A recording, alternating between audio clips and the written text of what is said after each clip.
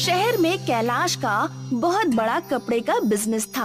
उसके परिवार में उसकी पत्नी शालिनी, 2 भाई राहुल और रंजन और एक छोटी बहन तान्या थी। मगर कैलाश सबसे ज्यादा प्यार अपने नौकर कृष्णा से करते थे। कृष्णा उनका वफादार नौकर था। वो कृष्णा को अपना छोटा भाई मानते थे। कृष्णा अपने मालिक कैलाश के हर काम में हाथ बटाता था। मगर कैलाश के 2 छोटे भाई कोई काम धंधा नहीं करते थे। वो दिन भर कैलाश के रुपयों को दोनों हाथों से लुटाते रहते थे। एक दिन कृष्णा कैलाश से बोला, छोटे मालिक, आप राहुल बाबू और रंजन बाबू को समझाते क्यों नहीं? आप दिन भर मेहनत से काम करते हैं और वो आपकी मेहनत की कमाई को ऐसे ही लुटाते रहते हैं। अरे कृष्णा, अब मैं तुझे कैसे समझाऊं रे? मेरी माँ ने मरते वक्त मुझसे एक वचन लिया था कि इन्हें किसी भी प्रकार की कोई तकलीफ ना हो, इसीलिए मैं इनसे कुछ नहीं कह पाता। लेकिन मालिक, ऐसे तो ये आपको बर्बाद कर देंगे। अरे नहीं रे, तू बहुत भोला है रे कृष्णा। धीरे धीरे दोनों काम धंधा करने लगेंगे, तू चिंता मत कर। अच्छा, मेरी बात ध्यान से सुन। मैं आज रात घर में देर से आऊंगा। आज सारे व्यापारियों की मीटिंग है और मुझे उसमें बुलाया गया है। ठीक है छोटे मालिक, आप कितनी भी रात में आएंगे, मैं आपको जागता हुआ ही मिलूंगा। लेकिन क्यों? मालिक, आपको खाना गर्म करके भी तो देना है। कृष्णा की बात सुनकर कैलाश मुस्कुराते हुए अपनी गाड़ी से ऑफिस चले गए। मीटिंग में शहर का एक और बड़ा व्यापारी राजन कसाना भी बैठा हुआ था। सारे व्यापारियों ने उसके ऊपर चोरी का आरोप लगाया था। मीटिंग में कैलाश अपने सभी व्यापारी भाइयों से बोले, तुम सब चिंता मत करो, इस बात का फैसला मैं 1 हफ्ते बाद करूंगा। अब तुम सब अपने अपने काम पर जा सकते हो। मीटिंग खत्म होने के बाद राजन कसाना मुस्कुराता हुआ कैलाश के पास आकर बोला, आपको क्या लगता है कैलाश जी कि इन व्यापारियों ने मेरे ऊपर जो आरोप लगाए हैं वो सही है या गलत? सीधी सी बात है राजन, व्यापारियों का सारा पैसा आपके सीक्रेट बैंक अकाउंट में रखा जाता है। अगर अकाउंट में से रुपया कम हुआ है तो आपके ऊपर ही आरोप लगेंगे ना। मैंने बैंक मैनेजर से बात कर ली है। 1 हफ्ते के अंदर ये पता लग जाएगा कि आपके ऊपर लगे हुए आरोप सही है या गलत। देखिए कैलाश जी, मैं आपसे झूठ नहीं बोलूंगा। ये सच है कि मैंने व्यापारियों के 100 करोड़ रुपए चुराए हैं। अगर आप उन व्यापारियों के सामने मुझे निर्दोष साबित कर दें तो मैं उनमें से 50 करोड़ रुपए आपको देने के लिए तैयार हूँ। राजन की बात सुनकर कैलाश बुरी तरह से क्रोधित हो उठे। उन्होंने एक जोरदार चांटा राजन के गाल पर जड़ दिया। तुम्हें शर्म आनी चाहिए राजन, अब तो मैं तुम्हें जेल में भिजवा कर ही रहूंगा। इतना कहकर कैलाश वहाँ से चले गए।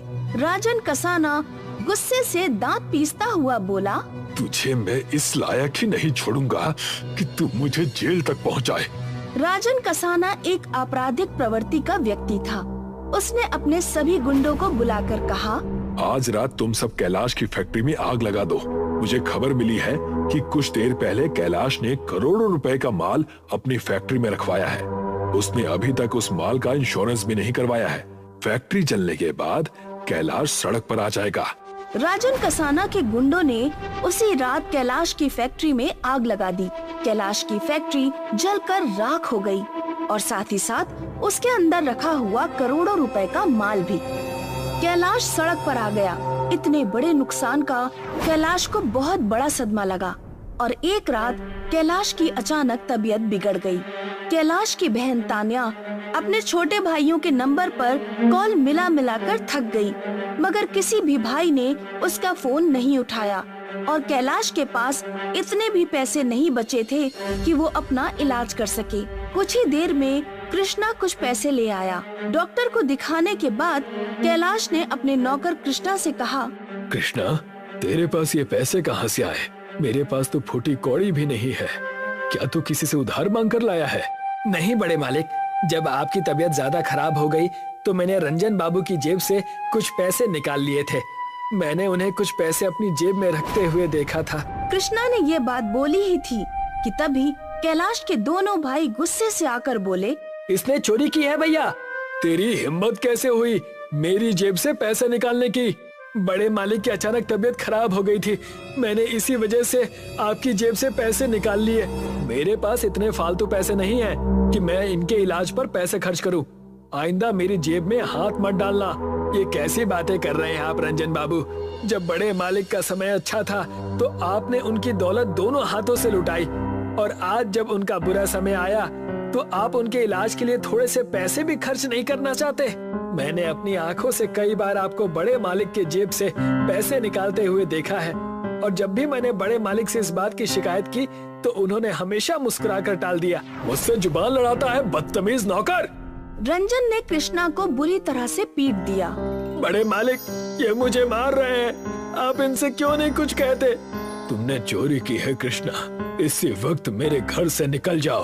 ये क्या बोल रहे हैं आप बड़े मालिक? आप मेरे ऊपर शक कर रहे हैं? अरे मैंने सिर्फ आपके इलाज के लिए रंजन बाबू की जेब से पैसे निकाले थे। हाँ, लेकिन तेरी हिम्मत कैसे हुई चोरी करने की? थोड़ा सा बीमार ही पड़ गया, मरा तो नहीं जा रहा था। इसी वक्त मेरे घर से निकल जा। कैलाश ने कृष्णा को धक्के देकर घर से बाहर निकाल दिया। कृष्णा आंखों में आंसू लिए चीखते हुए बोला, हाँ जा रहा हूँ, और कभी भी इस घर में दोबारा कदम नहीं रखूंगा बड़े मालिक।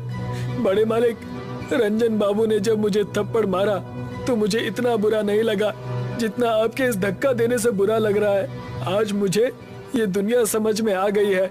बड़े मालिक के नौकर चाहे कितना भी बड़ा क्यों ना हो जाए, उसका सर मालिक के जूतों से हमेशा नीचे ही दबा रहता है। इतना बोलकर कृष्णा कैलाश के घर से बाहर निकल गया और गुस्से से एक फुटपाथ पर जाकर रोने लगा कि तभी एक व्यक्ति दौड़ता हुआ उसके नजदीक आकर गिर गया। वो व्यक्ति बुरी तरह से हांफ रहा था, उसके शरीर से खून बह रहा था। ये तुम्हें क्या हुआ? तुम्हें तो गोली लगी है। वो व्यक्ति एक छोटी सी शीशी और एक बड़ी सी फाइल कृष्णा को पकड़ाते हुए बोला, मैं एक साइंटिस्ट हूँ, मेरे पीछे कुछ लोग लगे हुए हैं। तुम मुझे यहाँ के मालूम नहीं पड़ते, तुम गाँव के मालूम होते हो। लेकिन ये है क्या? इस शीशी में तैयार किया हुआ एक ऐसा फॉर्मूला है कि जिससे तुम हीरे के कटहल उगा सकते हो, और इस फाइल में उसका फॉर्मूला भी लिखा हुआ है। तभी कुछ लोग हाथ में बंदूक पकड़े हुए कृष्णा की तरफ दौड़ते हुए आने लगे।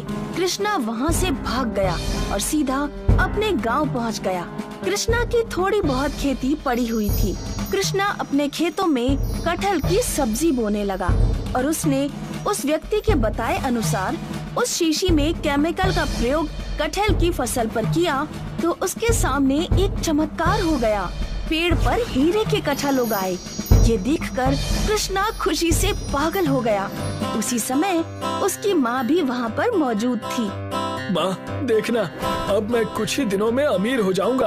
अमीर होने के बाद मैं सबसे पहले अपने बड़े मालिक को जवाब दूंगा, क्योंकि उन्होंने भी मुझे चोर कहा जबकि मैंने उनके लिए ही चोरी की थी। कृष्णा की बात पर माँ मुस्कुराते हुए बोली, मैं कैलाश को बहुत समय से जानती हूँ बेटा। जब तू बहुत छोटा था तब वो तुझे बड़े प्यार से यहाँ से ले गया था। उस बेचारे ने तुझे इस वजह से घर से निकाल दिया कि वो गरीब हो गया था। उसे बिल्कुल भी पसंद नहीं आया था कि उसके छोटे भाई ने उसके सामने तुझे हाथ लगाया। इसीलिए उसने तुझे अपने पैरों पर खड़ा होने के लिए घर से बाहर निकाल दिया। अपनी माँ की बात सुनकर कृष्णा गहरी सोच में पड़ गया।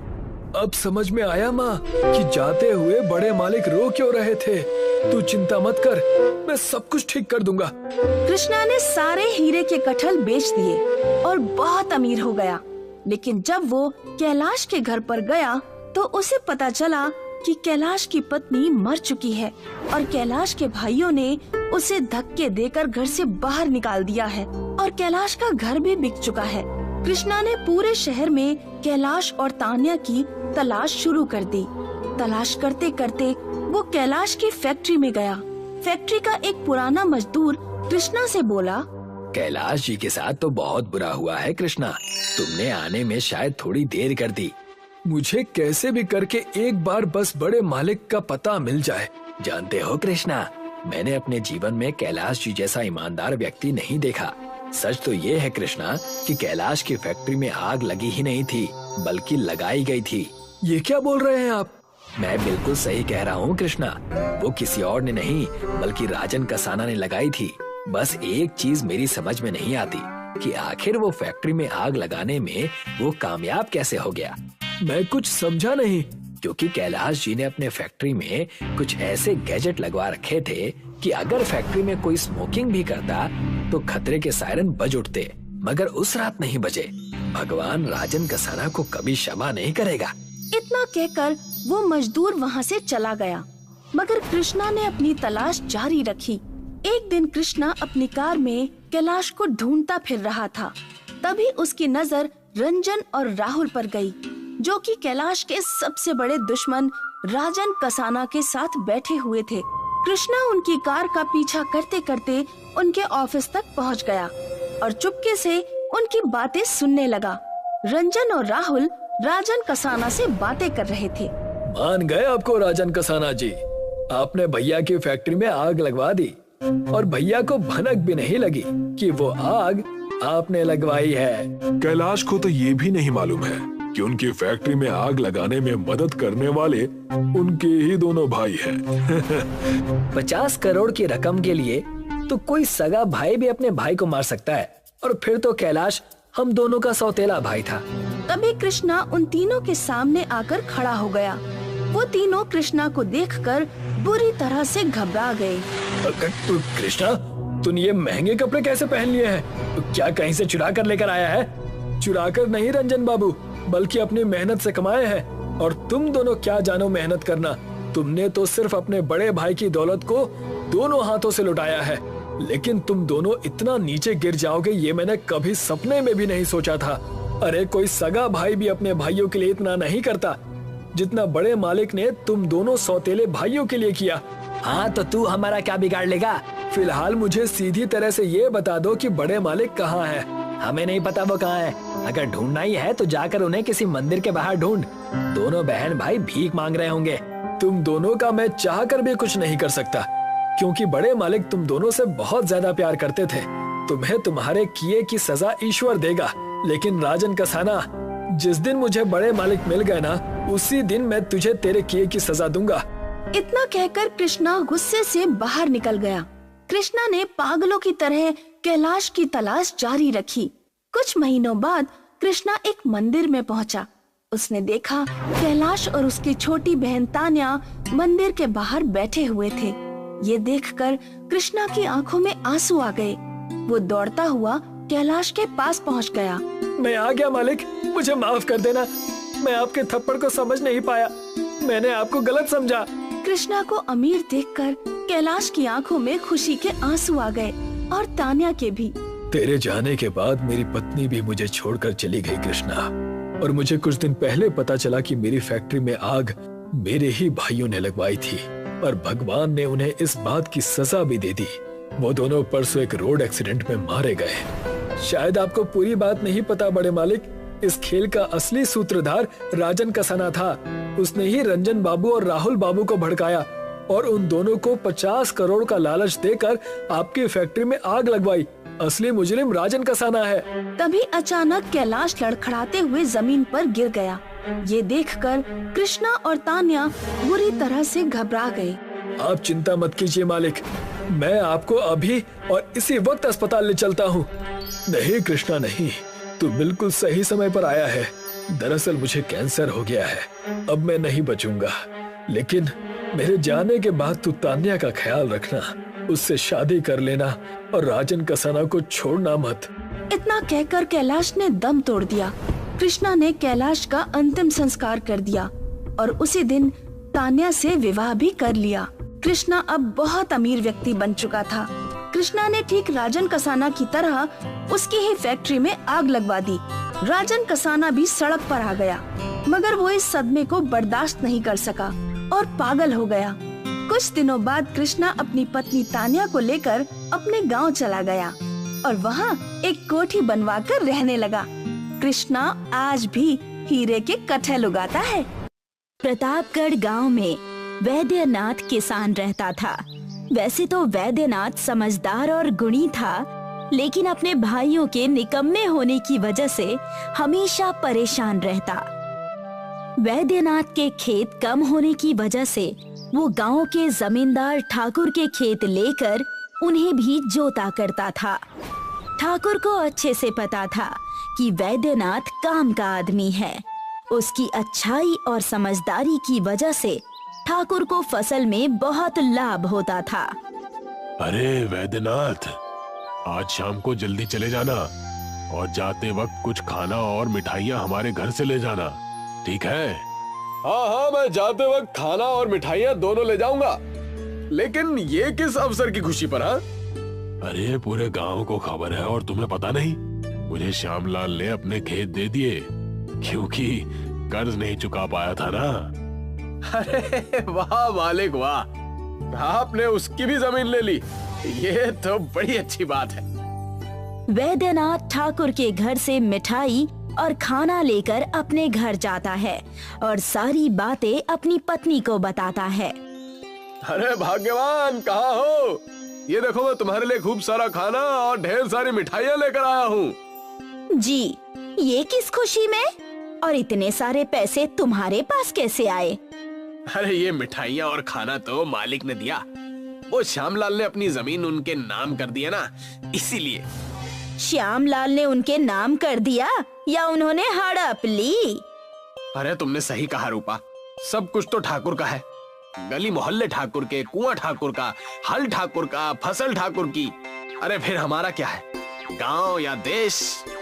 आप निराश मत होइए, खाना निकाल दिया है, आप खा लीजिए। अरे वो कहते हैं ना, हमें तो सूखी रोटी भी बहुत है। अरे अब दूसरों को खीर नहीं मिल रही तो हम क्या करें?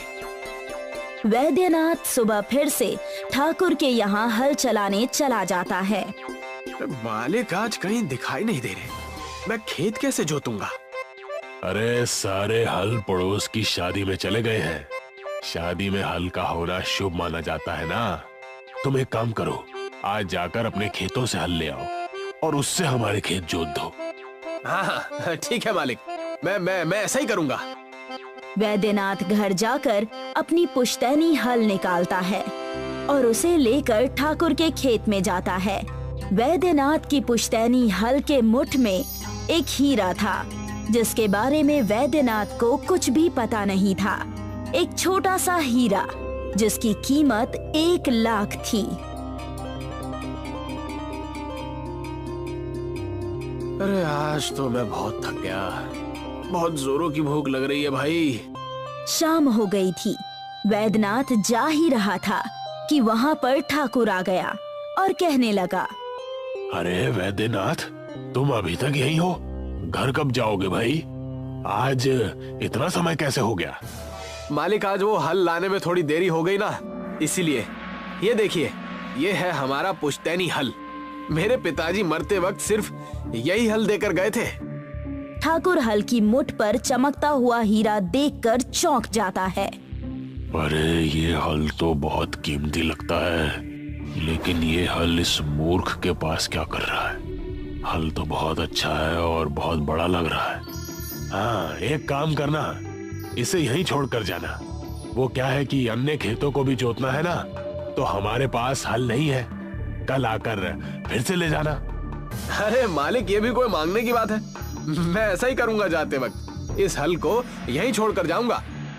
उस हीरे के हल को देखकर ठाकुर के मन में लालच आ जाता है और वो उस हीरे को लेकर जोहरी के पास जाता है।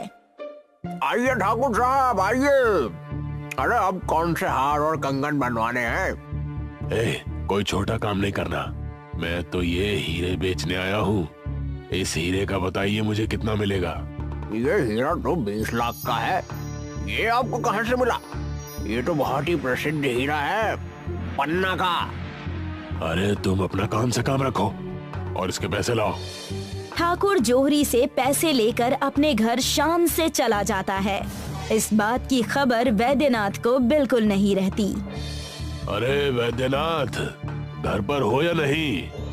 मालिक आप यहाँ? किसी आदमी को भेज दिया होता या मैं खुद आपके पास आ जाता। क्या बात हो गई मालिक? अरे मैं तुमसे बहुत खुश हूँ भाई। ये लो कुछ पैसे, अपना कर्जा चुका देना और इससे कुछ दिनों तक आराम की जिंदगी बिताना। और हाँ, मैंने तुम्हारा हल बाहर तुम्हारे घर के पास ही रखवा दिया है। ठाकुर इतना कहकर वहाँ से चला जाता है। वैद्यनाथ की नजर जब हल पर पड़ती है तो वो अपनी पत्नी रूपा को बुलाकर उससे कहता है, अरे अरे भाग्यवान, ये देखो, हमारे हल से वो मणि गायब है जो चमकते रहता था। जरूर कहीं खो गई होगी, और क्या, कल सवेरे जाना और ठाकुर साहब के खेत में देख लेना। वैद्यनाथ पूरी रात सो नहीं पाता। उसे बस हल की मणि की ही चिंता होती है। सोते वक्त उसके सपने में उसके पूर्वज आते हैं, यानी कि उसके दादाजी आते हैं और उससे कहते हैं, कितने बुद्धू हो तुम। उस ठाकुर ने तुम्हारे साथ छल किया है। जिसे हल्का मणि समझ रहे थे वो असली हीरा था, जिसकी कीमत आज के समय बहुत थी। उस ठाकुर ने तुमसे वो लेकर तुम्हें ठग लिया है। अरे अब मैं क्या करूं?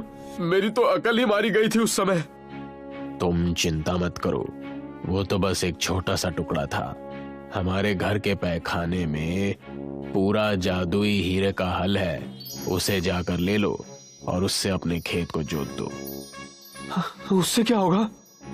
उससे तुम्हारे खेतों की फसलें बहुत अच्छी होंगी, चमकदार होंगी और बहुत ही स्वादिष्ट फसल उगेंगे।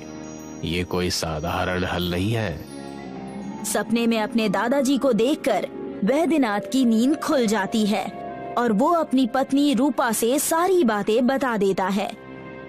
क्या कहा आपने? उस ठाकुर ने हमारे साथ ऐसा किया? हम उसे छोड़ेंगे नहीं। अरे बस तुम देखती जाओ मैं क्या क्या करता हूँ और कैसे कैसे करता हूँ। वैद्यनाथ ने बिल्कुल वैसा ही किया। जादुई हीरे का हल घर के खुफिया कमरे से निकाला। इस खेत में आप क्या बोने वाले हैं? इस खेत में आलू, जो हीरे के हल से बहुत ही अच्छे और स्वादिष्ट आएंगे। जैसे ही वैद्यनाथ ने जादुई हीरे का हल चलाया, हीरे का हल ज्यादा चमकने लगा। ऐसा लगा जैसे पूरे खेत में बिजली दौड़ गई हो। ये देखो, अब इस जादुई हीरे के हल की ताकत इस खेत में आ गई है। आपके दादाजी अगर और कुछ दिन पहले सपने में आ जाते तो क्या उनका कुछ बिगड़ जाता? हमारी जिंदगी बहुत बदल गई है अब। और वो अपने खेतों में दिन रात मेहनत करके उन्हें जोतने लगा। उस जादुई हीरे के हल की वजह से वैद्यनाथ को बहुत मुनाफा हुआ और वो ठाकुर से भी ज्यादा अमीर हो गया। मालिक, अब गांव में सब उस वैद्यनाथ की बात सुनते हैं। हर कोई उसके अनाज से ही अपना घर चलाता है। पिछले कुछ दिनों से वैद्यनाथ की जिंदगी बहुत बदल गई है। तो मुझे, अरे यही बात तो मुझे भी खाई जा रही है। आगे ऐसा कौन सा चमत्कार हुआ जिससे उस वैद्यनाथ की जिंदगी इतनी बदल गई? ठाकुर और उसका नौकर वैद्यनाथ के आलीशान घर में जाते हैं। अरे कहाँ हो वैद्यनाथ? अरे भाई, सुना है तुमने जीवन में बड़ी तरक्की कर ली है। हाँ, तरक्की तो हुई है, क्योंकि मैंने किसी के साथ छल थोड़ी किया है। आपने तो मेरे हल के हीरे को भी छल से ले लिया, लेकिन भगवान की महिमा कुछ और ही थी। ठाकुर को वैद्यनाथ की तीखी बोली से गुस्सा आ जाता है और वो अपने नौकर को वैद्यनाथ को कमरे में बंद करने का आदेश देता है। इसे जाकर कमरे में बंद कर दो और घर की तलाशी लो। ठाकुर के कहे अनुसार नौकर ने वैद्यनाथ को जबरदस्ती कमरे में बंद कर दिया और घर की तलाशी लेने लगा। तब वहाँ उसे जादुई हीरे का हल दिखा। ये देखो, ये रही इसके अमीर होने की चाबी। हाँ मालिक, देखो कितना चमक रहा है। जैसे ही ठाकुर और उसका नौकर उस जादुई हीरे के हल को अपने हाथ में पकड़ते हैं, उन्हें बहुत तेज बिजली का झटका लगता है। अरे अरे बचाओ, भागो भागो यहाँ से। अरे मालिक, आपकी वजह से मैं भी चिपक गया मालिक। और तुरंत ही उन्होंने उस जादुई हीरे के हल को छोड़ दिया। नौकर ने दरवाजा खोलकर वैद्यनाथ को बाहर निकाला। अरे इस घर में एक पल भी रहना बर्बादी है, भागो यहाँ से। अब कि मैं आपसे यहाँ के काम करने नहीं आऊंगा। मैं आपकी नौकरी छोड़ रहा हूँ। ठाकुर और नौकर को उनकी सीख मिल गई। वैद्यनाथ को भी इसका अंदाजा हो गया और वो अपने दादाजी की तस्वीर देखकर मुस्कुराने लगा और खुशी खुशी अपनी जिंदगी बिताने लगा। एक गांव में मोहन नाम का एक गरीब व्यक्ति अपनी पत्नी राधा के साथ एक टूटी फूटी झोपड़ी में रहा करता था। मोहन गांव में सबसे धनवान और क्रूर व्यक्ति भीमा की हवेली में साफ सफाई का काम किया करता था। एक दिन मोहन काम पर जा रहा था कि तभी उसकी पत्नी राधा उससे कहती है, अजी सुनिए, कल मैं पुराने बक्से में कुछ पुराने कपड़े ढूंढ रही थी। वो बक्सा आपके पिताजी का था। मुझे उस बक्से में एक कागज मिला है और उस कागज ने मुझे आश्चर्य में डाल दिया। लाओ, मुझे भी दिखाओ, ऐसा कौन सा कागज है जिसने तुम्हें आश्चर्य में डाल दिया है? राधा वो कागज मोहन को पकड़ाते हुए बोलती है, इसमें आपके पिताजी का नाम लिखा हुआ है और आप भीमा की हवेली पर जो काम करते हैं, इसमें उस हवेली का नक्शा भी बना हुआ है। मोहन उस कागज को पढ़ते हुए आश्चर्य से बोला, राधा, इस कागज के अनुसार तो पिताजी भीम की हवेली के मालिक थे। ऐसा कैसे हो सकता है? मैं ये कागज मुखिया जी को दिखाऊंगा। मोहन वो कागज का टुकड़ा जेब में रखकर गांव के मुखिया के पास चला गया और वो कागज पकड़ाते हुए बोला, मुखिया जी, मेरी पत्नी को मेरे पिताजी के पुराने बक्से में ये कागज मिला है। इसमें जमींदार की हवेली का नक्शा बना है और मेरे पिताजी के हस्ताक्षर भी हैं। मुखिया उस कागज को देखकर मोहन की ओर उदास होकर कहता है, मोहन, ये एक रहस्य है जो शायद गांव के हर एक व्यक्ति को पता है, लेकिन तुम कितने अभागे हो जो तुम्हें नहीं पता। साफ साफ बताइए मुखिया जी, आप कहना क्या चाहते हैं? मोहन, तुम्हारे पिताजी और भीमा किसी समय किसी जमाने में बहुत गहरे मित्र थे।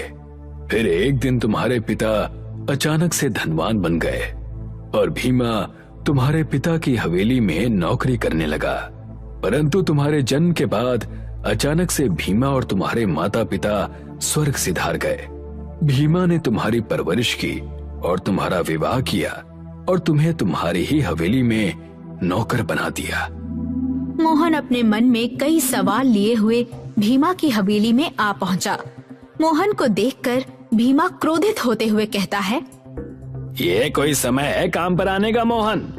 हवेली कितनी गंदी पड़ी हुई है। तुम कहाँ थे? मैंने मुखिया जी से बात की और उन्होंने बताया कि इस हवेली के मालिक मेरे पिता थे। आखिर ये क्या रहस्य है? अच्छा, तो तू गांव के लोगों के बहकावे में आ रहा है। अरे तेरे माता पिता तो तुझे जन्म देने के बाद ही चल बसे थे। मैंने तुझे पाल पोस कर बड़ा किया नमक हराम, और तुझे रहने के लिए झोपड़ी दी, और तू इस हवेली को अपने पिता की हवेली बता रहा है। इतना कहकर भीमा ने मोहन को अपनी हवेली से बाहर निकाल दिया। मोहन मुंह लटकाकर अपनी झोपड़ी में आ गया। क्या हुआ, आप इतनी जल्दी कैसे आ गए? मोहन सारी घटना बताता है। मालिक ने मुझे हवेली के काम से निकाल दिया। आखिर आपको क्या जरूरत थी उनसे ये सब पूछने की? अब हम क्या करेंगे? इस गांव में आपको कौन काम देगा? यही सोच सोचकर तो मैं बहुत ज्यादा चिंतित हो रहा हूँ। तभी वहाँ पर मुखिया आ पहुँचा। मोहन, मैंने सुना है कि भीमा ने तुम्हें काम पर से निकाल दिया। जी मुखिया जी, आपने मुझे जो बताया था मैंने वही बात मालिक से पूछी थी और वो इसी बात पर भड़क गए। मोहन, तुम्हें चिंता करने की कोई जरूरत नहीं है। मैंने तुम्हें जो भी बताया वो सच था। तुम एक काम क्यों नहीं करते? कैसा काम? अरे मोहन, तुम अभी जवान हो, ताकतवर हो। हमारा गांव घने जंगलों के बीच आता है। तुम जंगल से लकड़ियां काट कर बाजार में क्यों नहीं बेचते? जितना भीमा तुम्हें धन देता है उससे ज्यादा ही तुम कमाओगे। मुखिया का ये सुझाव मोहन को पसंद आ गया। अगले दिन मोहन जंगल में लकड़ियां काटने चला गया। मोहन ने देखा कि जंगल में एक लकड़हारा लकड़ियां काट रहा था। वो लकड़हारा मोहन की ओर देखकर कहता है, लगता है आज तुम्हारा पहला दिन है। क्या नाम है तुम्हारा? मेरा नाम मोहन है। तभी मोहन की नजर सामने घने पेड़ों पर पड़ी। तुम इस पेड़ की लकड़ी को क्यों काट रहे हो? वो सामने के पेड़ की लकड़ी तो बहुत ही अच्छी मालूम होती है, बाजार में अच्छे दामों में बिकेगी। लकड़हारा डरते हुए मोहन की ओर देखकर कहता है, देखो तुम नए हो, इसलिए हम तुम्हें बता रहे हैं। जिस पेड़ की लकड़ी तुम्हें अच्छी नजर आ रही है, उस पेड़ के आगे एक रहस्यमय जंगल का रास्ता शुरू होता है, जहाँ पर पेड़ बात करते हैं। कोई भी लकड़हारा डर की वजह से उस पेड़ की सीमा से आगे नहीं बढ़ता। इतना कहकर लकड़हारा वहाँ से चला गया। मोहन अपने आप से कहता है, भला ऐसा कैसे हो सकता है? मैं तो उसी पेड़ की लकड़ी काटूंगा। मोहन धीरे धीरे कदमों से उस पेड़ के पास चला गया। उसने जैसे ही कुल्हाड़ी पेड़ पर चलाई, अचानक पेड़ से एक मनुष्य की आवाज आई। मुझे मत काटो, हम पेड़ हैं तो क्या हुआ, हमारे अंदर भी आत्मा होती है। ये देखकर मोहन आश्चर्य से बोला, इसका मतलब लकड़हारा सही कह रहा था। तुमने मेरे ऊपर कुल्हाड़ी मारी, मुझे बहुत दर्द हो रहा है। मोहन उस पेड़ की ओर देखकर कहता है, ऐसे तो पेड़ संसार में बहुत हैं, तो उन्हें दर्द क्यों नहीं होता? सबको दर्द होता है, पर सबके अंदर बताने की शक्ति नहीं होती। मोहन ने देखा कि उस पेड़ की शाखाओं से पानी की बूंदें टपकने लगी। ये पानी की बूंदें क्यों टपक रही हैं? ये पानी की बूंदें नहीं, बल्कि मेरे आंसू हैं। ये सुनकर मोहन को आत्मग्लानि महसूस होने लगी। मुझे क्षमा करना बोलने वाले पेड़, अब से मैं किसी भी पेड़ को नहीं काटूंगा। मोहन ने इतना बोला ही था कि तभी रंग बिरंगी किरणों के साथ वो पेड़ एक सुंदर पुरुष में परिवर्तित हो गया। मोहन आश्चर्य से उसकी ओर देखकर कहता है, कौन हो तुम? मैं वन रक्षक हूँ। इसके पहले कई लकड़हारे आए और डर की वजह से भाग गए, मगर तुम दूसरे ऐसे लकड़हारे हो जिसके दिल में पेड़ों के प्रति संवेदना जाग उठी। तो पहला लकड़हारा कौन था? तुम्हारे पिता। मैं तुम्हें पहचानता हूँ, चलो मेरे साथ, मैं तुम्हें कुछ दिखाना चाहता हूँ। वन रक्षक मोहन को उस जंगल के अंदर ले जाता है। जंगल के अंदर का दृश्य देखकर मोहन की आंखें आश्चर्य से फैल गईं। मोहन ने देखा उस जंगल के पेड़ पर फल और पत्तों की जगह बहुत ही सुंदर बर्तन उग रहे थे। ये तो बड़ा ही अजीब जंगल है। इस जंगल के पेड़ पर तो पत्तों और फल की जगह बर्तन उग रहे हैं। तुमने बिल्कुल सही कहा, ये जादुई बर्तन का जंगल है।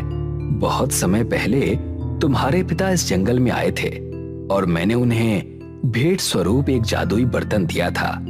वो उस जादुई बर्तन से जितना भी धन मांगते, वो जादुई बर्तन उन्हें दे देता था। उस जादुई बर्तन की सहायता से वो बहुत अमीर व्यक्ति बन गए। अमीर बनने के बाद वो अपने गांव के व्यक्तियों की मदद भी करते थे, और यही बात उनके मित्र भीमा को पसंद नहीं आई। भीमा अपनी गरीबी की दुहाई देकर तुम्हारे पिता की हवेली में नौकरी के बहाने तुम्हारे पिता पर नजर रखने लगा, और वो उस जादुई बर्तन का रहस्य जान गया। उसने तुम्हारे पिता से जादुई बर्तन के बारे में बहुत पूछा, मगर उन्होंने मना कर दिया। भीमा ने गुस्से में आकर तुम्हारे पिता और तुम्हारी माँ की रहस्यमय तरीके से हत्या करवा दी, और बदले की भावना में तुम्हें तुम्हारी ही हवेली का नौकर बना दिया। इतना कहकर वन रक्षक ने एक बड़ा बर्तन मोहन को पकड़ा दिया और बोला, इस बर्तन से तुम जितना भी धन मांगोगे, ये बर्तन तुम्हें उतना धन दे देगा। मुझे पता है कि जब भीमा तुम्हें धनवान होते हुए देखेगा, तब वो तुम्हारे पास भी धनवान होने का रहस्य पता करने के लिए आएगा। मगर तुम अपने पिता की तरह उससे कुछ मत छुपाना, उसे यहाँ पर लेकर आना। लेकिन क्यों? जब तुम उसे यहाँ पर लेकर आओगे, तब स्वयं जान जाओगे। मोहन खुशी खुशी उस जादुई बर्तन के जंगल से जादू का बर्तन लेकर अपने घर चला आया और सारी घटना अपनी पत्नी को बताया। अब हम गरीबी में नहीं रहेंगे। अजी, तो फिर इस जादुई बर्तन से बहुत सारा सोना चांदी मांग कर देखते हैं। मोहन जादुई बर्तन की ओर देखकर कहता है, जादुई बर्तन मुझे बहुत सारा सोना चांदी और हीरे दे दो। अगले ही पल रंग बिरंगी किरणों के साथ जादुई बर्तन में सोने चांदी और हीरों का ढेर लग गया। राधा, ये तो सचमुच जादुई बर्तन निकला। कुछ ही दिनों में मोहन अपने गांव का सबसे अमीर व्यक्ति बन गया। मोहन की हवेली अब भीमा की हवेली से भी बहुत ज्यादा सुंदर थी। मोहन की तरक्की भीमा से देखी नहीं गई। वो एक दिन गुस्से से मोहन के पास आकर कहता है, तू तो मेरी हवेली में साफ सफाई और नौकर का काम करता था, तेरे पास इतना धन कहां से आ गया? मुझे तुम्हारा ही इंतजार था मालिक। दरअसल मेरे पास एक जादुई बर्तन है जिससे मैं जितना भी चाहे सोना चांदी हीरे मांगू वो मुझे दे देता है। अगर तुम चाहते हो कि ऐसा बर्तन तुम्हारे पास भी हो तो फिर तुम्हें मेरे साथ जादुई बर्तन के जंगल में चलना होगा। भीमा मुस्कुराते हुए मोहन से कहता है, तुम अपने पिता की तरह मूर्ख नहीं हो। उसके पास भी ऐसा ही रहस्यमयी बर्तन था और मैंने उससे बहुत पूछा था कि आखिर उसे वो बर्तन कहाँ मिला, लेकिन उसने कभी नहीं बताया। तुमने सही कहा, चलो मेरे साथ। कुछ ही देर में मोहन भीमा को जादुई बर्तन के जंगल में ले आया। भीमा उस जंगल को देखकर आश्चर्य से कहता है, ये तो बड़ा ही अजीबोगरीब जंगल है। तभी रंग बिरंगी किरणों के साथ वहाँ पर वन रक्षक प्रकट हो गया और गुस्से से भीम की ओर देखकर बोला, तुम यहाँ पर आ गए हो लेकिन कभी वापस नहीं जाओगे। इस जादुई जंगल के पेड़ पर जितने बर्तन लटक रहे हैं उसमें से कुछ उगे हुए जादुई बर्तन हैं और कुछ वो मनुष्य हैं जिनके मन में लालच और ईर्ष्या भरी हुई थी। तुमने मोहन के माता पिता की हत्या करवाकर मोहन से उसका बचपन छीन लिया। तुम्हें इसका दंड अवश्य मिलेगा। तुम इस बारे में कैसे जानते हो? क्योंकि मैं ही वो वन रक्षक हूं जिसने मोहन के पिता को वो जादुई बर्तन दिया था। मैं जानता था कि मोहन का पुत्र एक ना एक दिन जंगल में जरूर आएगा और मैं उसी से उसके पिता के हत्यारे को यहां बुलवाऊंगा और उसे सजा दूंगा। अब तुम अपना पूरा जीवन इसी जादुई बर्तन के जंगल में किसी पेड़ पर बर्तन बनकर लटकते रहोगे। अचानक वन रक्षक की आंखों से रंग बिरंगी किरण निकलने लगी और भीमा बर्तन बनकर एक पेड़ की शाखा पर लटक गया। वन रक्षक मुस्कुराते हुए मोहन से कहता है, तुम्हारे माता पिता के हत्यारे को सजा मिल चुकी है। इतना कहकर वन रक्षक वहाँ से गायब हो गया और मोहन मुस्कुराता हुआ अपने घर चला आया। एक गांव में अर्जुन और नवीन नाम के दो भाई रहा करते थे। अर्जुन की आर्थिक स्थिति अपने भाई नवीन के मुकाबले बहुत कमजोर थी। एक दिन गांव के मुखिया के साथ नवीन अपने भाई की दुकान पर आया। अरे कैसे हो मेरे भाई अर्जुन? बस ईश्वर की कृपा है भाई। अरे तुम मुझसे केवल 6 महीने छोटे हो अर्जुन। हम दोनों ने बर्तन की दुकान भी एक साथ ही शुरू की थी, मगर देखो ना आज मैं कहाँ हूँ और तुम कहाँ हो। अरे सब ईश्वर की माया भैया। ये सच है कि मेरी आर्थिक स्थिति बहुत कमजोर है। कभी कभी मुझे मेरी पत्नी और बच्चों को पेट भर भोजन भी नहीं मिल पाता, लेकिन यकीन मानिए भैया, इसके बावजूद भी हमारा परिवार खुश है। हमें ईश्वर से कोई शिकायत नहीं। मैं तुम्हारा बड़ा भाई हूं अर्जुन। मुझसे तुम्हारी ये निर्धनता देखी नहीं जाती। जब अपने बच्चों को अच्छे स्कूलों में शिक्षा प्राप्त करते हुए देखता हूं और तुम्हारे बच्चों को तुम्हारे साथ दुकान पर काम पर लगा हुआ देखता हूं तो मेरे दिल को बहुत ठेस पहुंचती है। आखिर मैं तुम्हारे पिता समान हूं। आपने सही कहा भैया, बड़ा भाई पिता समान ही तो होता है। आपने मेरे लिए इतना सोचा, मेरे लिए यही काफी है। अरे तुम्हें कितनी बार कह चुका हूं, तुम अपने उस टूटे फूटे मकान को छोड़कर मेरे घर पर रहने के लिए क्यों नहीं आ जाते? ना तो तुम्हारे उस टूटे फूटे घर में पंखा है, ना कूलर है, यहाँ तक के ओढ़ने के लिए ढंग का एक कंबल तक नहीं है। नहीं भैया, मैं आपके ऊपर बोझ नहीं बनना चाहता। मैंने आपसे कहा ना, मेरा परिवार खुश है और हमें ईश्वर से कोई शिकायत नहीं है। अरे देखो अर्जुन, मैं तुम्हारा बड़ा भाई हूं, तुम्हारे भले की ही बात करूंगा ना। तुम्हारा वो टूटा फूटा घर जिस जमीन पर है, वो जमीन एक हाईवे के किनारे पर स्थित है। आजकल हाईवे के किनारे की जमीन के दाम अच्छे खासे मिल रहे हैं। मेरी जान पहचान भी है। तुम कहो तो मैं खरीदार से बात कर लेता हूँ। तुम्हें अपने उस मकान की अच्छी कीमत भी मिल जाएगी और तुम उसके बाद एक नया व्यवसाय भी शुरू कर सकते हो और दूसरा मकान भी खरीद सकते हो। नवीन की बात सुनकर अर्जुन गहरी सोच में पड़ गया। तभी नवीन के बगल में खड़ा हुआ गांव का मुखिया मुस्कुराते हुए बोला, अरे नवीन बिल्कुल सही बोल रहा है अर्जुन। आज के दौर में कौन सा ऐसा बड़ा भाई होगा जो अपने छोटे भाई के लिए इतना सोचता है।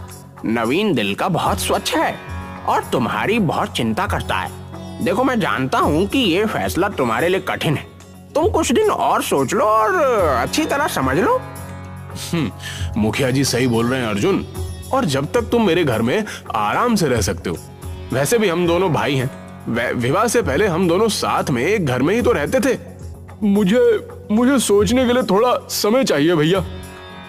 कोई बात नहीं, ठीक है, पर ज्यादा समय मत लेना, नहीं तो जमीन का खरीदार दूसरी जमीन खरीद लेगा। इतना कहकर नवीन मुखिया के साथ वहाँ से चला गया। दरअसल नवीन एक लालची व्यक्ति था। उसकी नजर अर्जुन की जमीन पर बहुत पहले से थी और अर्जुन एक बहुत सीधा साधा व्यक्ति था जो अपने भाई का बहुत सम्मान करता था। नवीन ने बंटवारे के दौरान भी संपत्ति में काफी घपला भी किया था। उसकी बेईमानी को सिर्फ अर्जुन और नवीन के पिताजी जानते थे, मगर अर्जुन को बताने से पहले ही वो इस दुनिया से चले गए। अब नवीन की नजर अर्जुन के उस मकान पर थी जो कि हाईवे के बगल में एक झोपड़ी के रूप में बना हुआ था। रास्ते में मुखिया नवीन से बोला, तुम्हें क्या लगता है नवीन, क्या अर्जुन तुम्हारी बात को मानेगा? मैं अपने छोटे भाई को बहुत अच्छी तरह से जानता हूँ मुखिया जी। वो एक नंबर का मूर्ख व्यक्ति है। अपनी मूर्खता की वजह से ही वो आज तक कभी धन नहीं कमा पाया। उस बेवकूफ को तो ये भी नहीं पता कि उसके हिस्से की संपत्ति मैंने कितनी चालाकी से हड़प ली। इस बारे में सिर्फ तुम्हारे पिताजी ही जानते थे। बिल्कुल सही कहा मुखिया जी। पिताजी नवीन को इसी बारे में बताने ही जा रहे थे कि रास्ते में ही उनकी तबीयत खराब हो गई और वो अचानक चल बसे। तो क्या अर्जुन की जमीन हड़पने के बाद तुम उसकी दुकान भी हड़पोगे? कम से कम दुकान तो उस बेचारे के पास रहने दो। अगर दुकान भी तुम उससे छीन लोगे तो अर्जुन और उसका परिवार तो सड़कों पर भीख मांगने लगेगा। मैं एक व्यापारी हूँ मुखिया जी, हमेशा फायदे का ही सौदा देखता हूँ। फिलहाल तो मेरा फायदा उसकी जमीन बेचने पर है। वैसे उसकी जमीन के तो लाखों रुपए मिल रहे हैं, उसमें से अर्जुन को कितना दोगे? पागल हो गए हैं क्या मुखिया जी?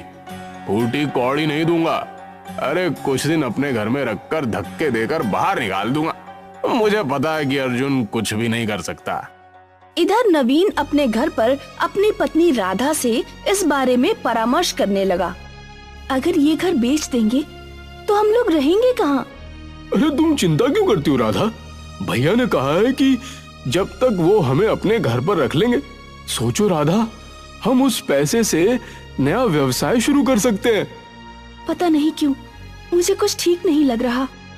लेकिन तुम तो जानती हो कि मेरी दुकान पर बर्तन खरीदने वाले मेरे हाथ के बने हुए बर्तन खरीदते ही नहीं। हमारी बेटी चमकी 12 वर्ष की हो चुकी है। कल को हमें चमकी का विवाह भी करना होगा, तब क्या होगा? कभी सोचा इस बारे में? अर्जुन की बात सुनकर राधा चुप हो गई। अगले दिन अर्जुन नवीन के घर पर पहुंचकर बोला, मुझे आपका फैसला मंजूर है भैया। मैं अपना घर बेचने के लिए तैयार हूँ। मुझे तुमसे यही उम्मीद थी अर्जुन। तुम एक काम करो, तुम आज ही अपने परिवार को यहाँ लेकर आ जाओ। मैं आज शाम को ही उस बिल्डर से बात कर लेता हूँ। कल तक पैसे तुम्हारे हाथ में आ जाएंगे। अर्जुन अपने परिवार को नवीन के घर पर ले आया। उसके परिवार को देखकर नवीन की पत्नी कामिनी क्रोधित होकर नवीन से बोली, आप भी ना किन किन भिखारियों को यहाँ पर उठाकर ले आए हैं? इनके कपड़े तो देखो कितने मैले हैं। लग रहा है मानो सालों से इन सबको कपड़े ही नसीब नहीं हुए। अरे धीरे बोलो कामिनी, अगर कहीं गलती से भी अर्जुन के कानों में तुम्हारी आवाज पहुंच गई तो मेरे किए कराए पर पानी फिर जाएगा। लेकिन आप एक बात कान खोल के सुन लीजिए, मैं उन तीनों को ज्यादा दिन बर्दाश्त नहीं कर पाऊंगी। अरे धीरज रखो, 2-3 दिन बाद मैं इन सबको धक्के देकर स्वयं घर से बाहर निकाल दूंगा। नवीन ने बड़ी चालाकी से एक सादे स्टैम्प पेपर पर अर्जुन का अंगूठा लगवा लिया। अर्जुन अपने भाई पर बहुत भरोसा करता था। शाम को अर्जुन ने वो जमीन लाखों रुपए में उस बिल्डर को बेच दी। 2 दिन बाद जब अर्जुन नवीन से बोला, भैया हमें यहाँ पर रहते हुए 2 दिन हो गए हैं और सच तो यह है कि मैं और मेरी पत्नी यहाँ पर असहज महसूस कर रहे हैं। आप मुझे पैसे दे दीजिए, हम यहाँ से चले जाते हैं। अर्जुन की बात सुनकर नवीन क्रोधित होते हुए बोला, कौन से पैसे, कैसे पैसे? भैया वो मेरा मकान जो आपने बेचा था उसके पैसे। अरे मैं तुम्हें बताना भूल गया अर्जुन, बात असल में यह है कि वो बिल्डर धोखेबाज निकला। उसने हाईवे के बगल की तमाम जमीनों को धोखे से अपने नाम कर लिया और उन सारी जमीनों को मुंबई के किसी बड़े सेठ को बेच दी और वो देश छोड़कर फरार हो गया। नवीन की बात सुनकर अर्जुन के पैरों तले जमीन खिसक गई। उसकी आंखों से आंसू बहने लगे। भैया मैं कहाँ जाऊंगा? अरे अब मुझे क्या पता तुम कहाँ जाओगे और क्या करोगे। अब तुम्हारी किस्मत ही इतनी फूटी है तो उसमें मेरा क्या दोष। और सुनो, आज शाम को ही तुम अपनी पत्नी और बेटी को यहाँ से लेकर चले जाना। हाँ, मेरी पत्नी तुम सबके साथ स्वयं असहज महसूस कर रही है। लेकिन भैया मैं कहाँ जाऊंगा? मेरे पास तो और कोई घर भी नहीं है। वो सब मुझे नहीं पता। देखो, वो सब मुझे नहीं पता। तुम मेरे छोटे भाई हो, इसलिए मैं तुमसे सिर्फ जुबान से कह सकता हूँ। अगर शाम तक तुम नहीं गए तो मेरी पत्नी बहुत गुस्से वाली है। कहीं वो तुम्हें और तुम्हारी पत्नी को अपमानित करके घर से धक्के देकर बाहर ना निकाल दे। देखो, समझदार के लिए इशारा ही काफी होता है। अर्जुन रोता हुआ अपनी पत्नी और बेटी को वहाँ से ले जाकर अपनी दुकान पर बैठ गया। अर्जुन रात भर रोता रहा। तुम्हारे भाई ने हमारे साथ धोखा किया है। मैंने भैया पर कितना विश्वास किया। चिंता मत कीजिए, जरूर इसमें हमारे लिए ईश्वर की तरफ से कोई न कोई भलाई होगी। आप एक काम क्यों नहीं करते? आपकी बिक्री यहाँ नहीं होती। आपके बनाए हुए बर्तन बहुत ही अच्छे होते हैं। आप उन बर्तनों को शहर में जाकर क्यों नहीं बेचते? हिम्मत हारने से क्या होगा? अगले दिन अर्जुन अपनी पत्नी के कहे अनुसार अपने बनाए हुए बर्तन दूसरे गांव में जाकर बेचने लगा। अर्जुन ये देखकर हैरत में पड़ गया कि उसके बर्तन एक ही दिन में सब बिक गए। राधा, तुम बिल्कुल सही कह रही थी। मेरे हाथ के बने हुए बर्तन हमारे गांव में नहीं बिकते थे, मगर दूसरे गांव में तो सारे बर्तन बिक गए। अब मैं खूब मेहनत करूंगी। अर्जुन नए बर्तन बनाने में जी जान से जुट गया। एक दिन अर्जुन अपने बर्तन बेचकर अपने गांव वापस लौट रहा था। गर्मी ज्यादा थी। गर्मी की वजह से अर्जुन एक पेड़ के नीचे बैठ गया कि तभी एक बूढ़ा व्यक्ति बड़ी सी पोटली लिए हुए अर्जुन के पास आकर बोला, क्या मैं यहाँ बैठ सकता हूँ कुछ देर के लिए? क्यों नहीं बाबा, ये जंगल तो सबका है और इस पेड़ पर मेरा नाम थोड़ी लिखा हुआ है। मुझे बहुत जोरों से प्यास लगी है। बूढ़े की बात सुनकर अर्जुन ने अपनी बोतल उस बूढ़े को दे दी। बूढ़ा एक ही सांस में सारा का सारा पानी पी गया। तुम तो बहुत ही अच्छे व्यक्ति हो। वैसे काम क्या करते हो? वो बर्तन बनाकर गांव में बेचता हूँ। अर्जुन की बात सुनकर बूढ़े व्यक्ति की आंखों में चमक आ गई। उसने अपनी पोटली खोल दी। अर्जुन ने देखा उस पोटली में ढेर सारे बर्तन और एक बड़ी सी कढ़ाई रखी हुई थी। तुमने मुझे पानी पिलाया, तुम इस कढ़ाई को ले जाओ। मैं तुम्हें ये कढ़ाई भेंट स्वरूप देना चाहता हूँ, क्योंकि ये मामूली कढ़ाई नहीं है। अब क्षमा करना बाबा, मैं आपकी भेंट स्वीकार नहीं कर सकता। मैं एक मेहनती व्यक्ति हूँ और मैं अपनी मेहनत पर विश्वास करता हूँ। जीवन में कभी भी तुम्हें आवश्यकता पड़े तो यहाँ पर चले आना, और वैसे भी तुम्हें बहुत जल्दी आवश्यकता पड़ने वाली है। इतना कहकर बूढ़ा व्यक्ति वहाँ से चला गया। अरे मुझे तो लगता था मैंने अपने छोटे भाई को बर्बाद कर दिया है, लेकिन ये तो फिर तरक्की कर गया। अरे आखिर तुम्हें अपने छोटे भाई से दिक्कत क्या है? अरे क्योंकि पिताजी बचपन से ही उसे मुझसे ज्यादा प्यार करते थे। मैंने बचपन में ही तय कर दिया था कि मैं अपने छोटे भाई को बर्बाद कर दूंगा। लेकिन अब तुम कुछ नहीं कर सकते। उसके पास जमीन थी, तुमने छीन ली। अब वो तुम पर विश्वास कभी नहीं करेगा। कोई बात नहीं, मैंने एक सादे स्टैम्प पेपर पर उसके अंगूठे के निशान ले लिए थे। कल मैं उसकी दुकान पर और उसके सारे बर्तनों पर भी कब्जा कर लूंगा। फिर देखता हूँ वो क्या करता है। अगले दिन नवीन ने जाकर अर्जुन को धक्के देकर उसकी दुकान से बाहर निकाल दिया और उसके सारे बर्तन भी छीन लिए। अर्जुन रोता हुआ अपने परिवार को लेकर पूरी तरह से सड़क पर आ गया। वो अपने परिवार को लेकर रोता हुआ उसी जंगल की ओर आ गया जिस जंगल में एक दिन पहले उसको बूढ़ा व्यक्ति मिला था। अर्जुन उसी पेड़ के पास बैठकर रोने लगा। तभी वो बूढ़ा व्यक्ति अर्जुन के पास आकर बोला, मैंने तुमसे कहा था ना कि तुम्हें बहुत जल्दी आवश्यकता पड़ने वाली है। अर्जुन रोते हुए सारी घटना उस बूढ़े को बताने लगा। मैं सब जानता हूँ। मैं तुम्हें जो बर्तन देने वाला था, अगर चाहता तो कल ही जबरदस्ती दे सकता था, पर तुम्हारा बड़ा भाई इसे भी छीन लेता। इतना कहकर उसने वही कढ़ाई अर्जुन के सामने निकालकर रख दी। इस कढ़ाई को देख रहे हो? इस कढ़ाई को तुम जमीन में गाड़ देना। इसमें से बर्तनों का एक बहुत बड़ा पेड़ उग जाएगा। लेकिन बाबा, ऐसा कैसे हो सकता है? दरअसल ये धरती रहस्य से भरी हुई है बेटा। जिस तरह से तुम ये जंगल देख रहे हो, उसी तरह से इस धरती पर बर्तनों के पेड़ के जंगल भी मौजूद हैं। मैं उसी जंगल का रहने वाला हूँ। उस दिन मैं थका हारा अपने जंगल में जा रहा था और तुमने मुझे पानी पिलाया, इसलिए तुम्हारी मदद करना मेरा कर्तव्य है। इतना कहकर वो बूढ़ा वहाँ से चला गया। अर्जुन ने उस बूढ़े के कहे अनुसार उस बर्तन को जमीन में गाड़ दिया। अगले दिन जब अर्जुन सोकर उठा तो उसने देखा कि उसके सामने एक लंबा बर्तनों का वृक्ष लगा हुआ था और उस कढ़ाई का आकार बहुत बड़ा हो गया था। अर्जुन के सामने उस कढ़ाई के अंदर एक सुंदर 3 मंजिल का मकान बना हुआ था।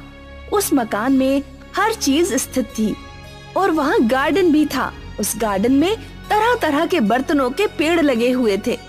देखा राधा, लगता है वो बूढ़ा व्यक्ति मायावी था।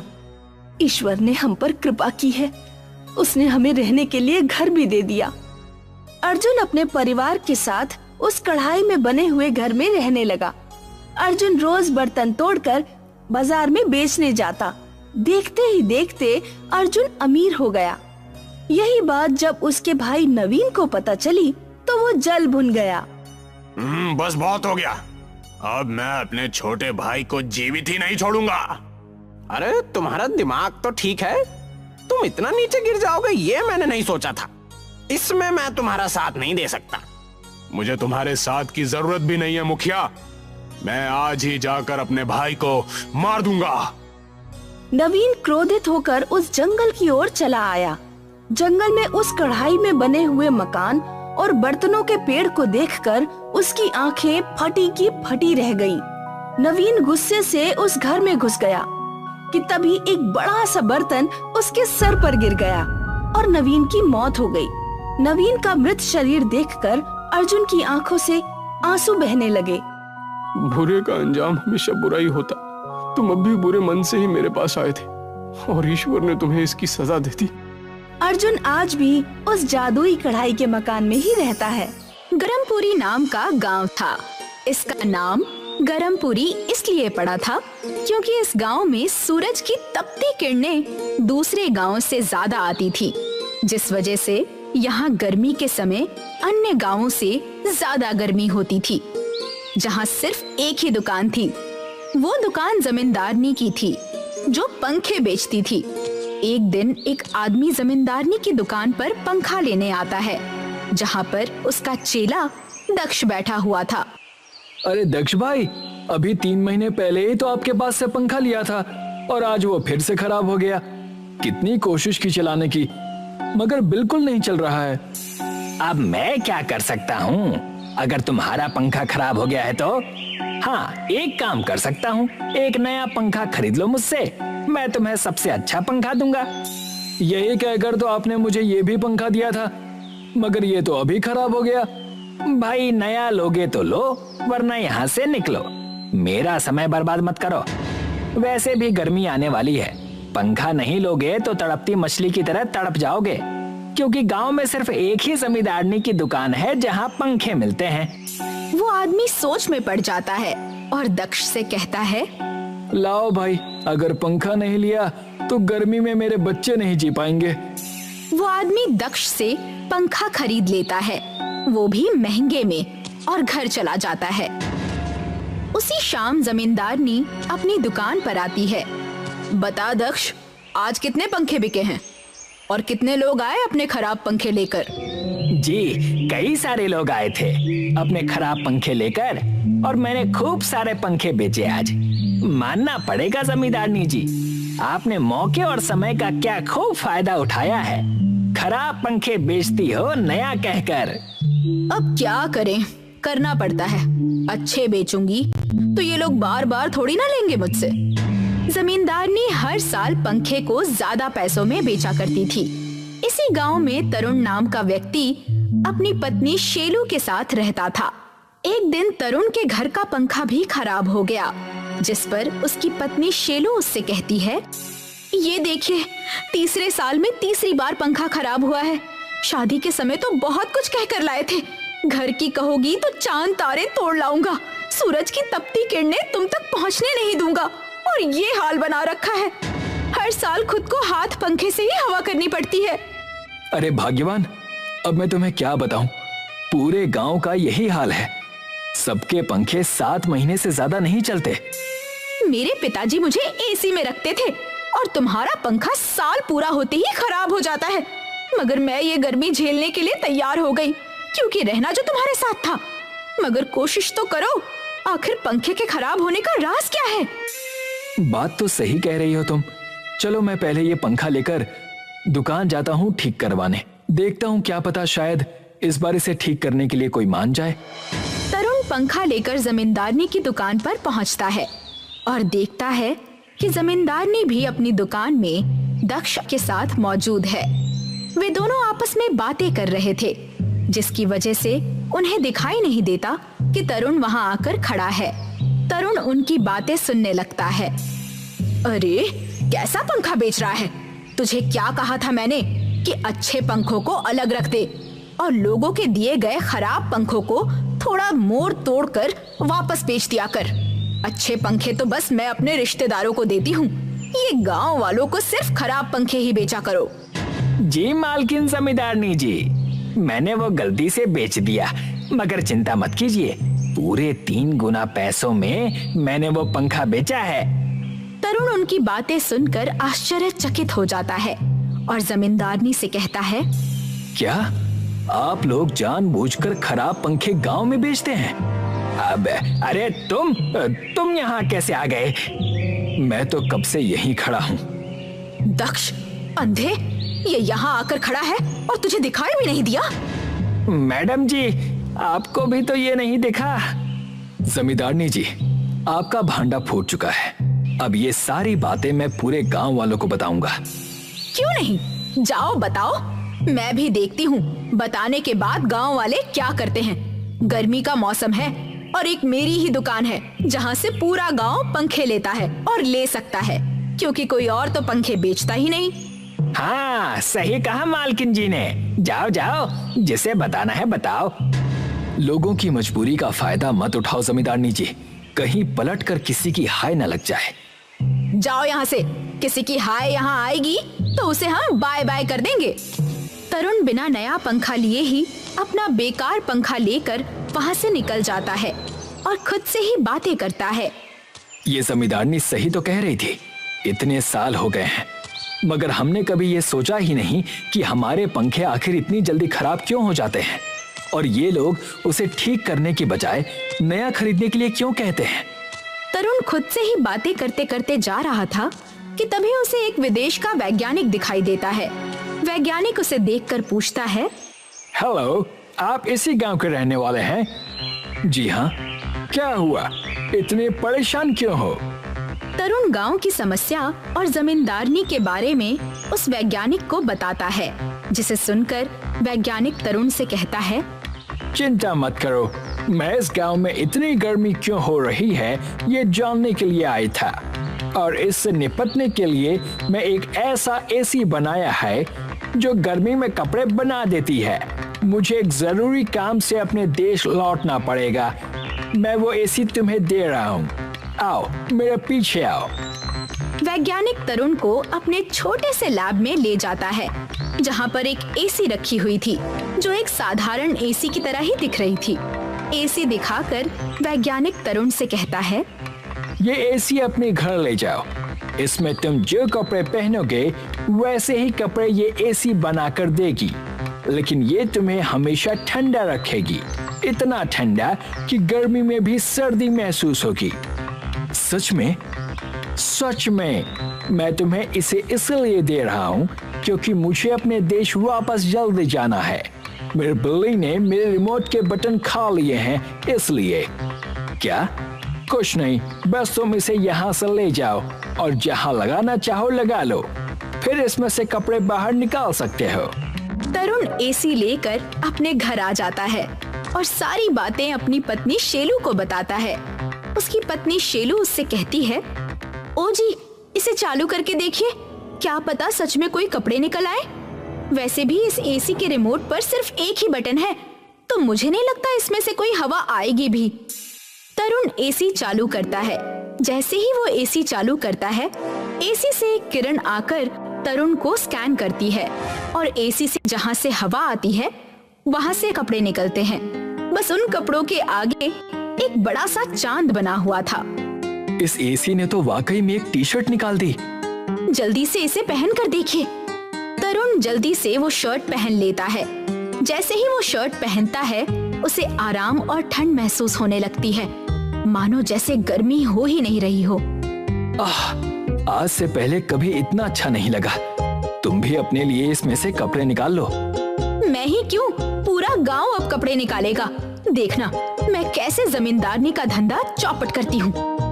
अगले दिन शेलू और तरुण एसी को लेकर एक दुकान खोलते हैं और गांव वालों को वो एसी के कपड़े बेचने लगते हैं।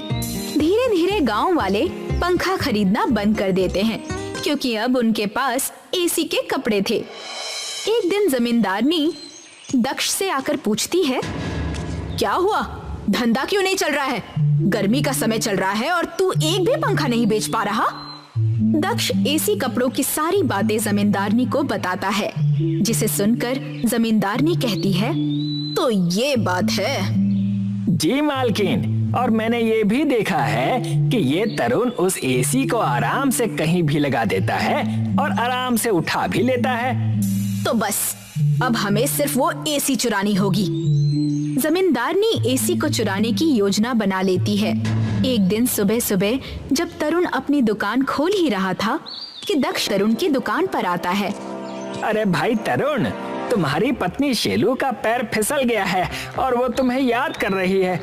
क्या? कैसे? मैं अभी जाता हूँ। तरुण ये खबर सुनकर अपनी पत्नी शेलू के पास जाने लगता है और जमींदारनी वहाँ आ जाती है। वाह, क्या योजना बनाई थी मैंने।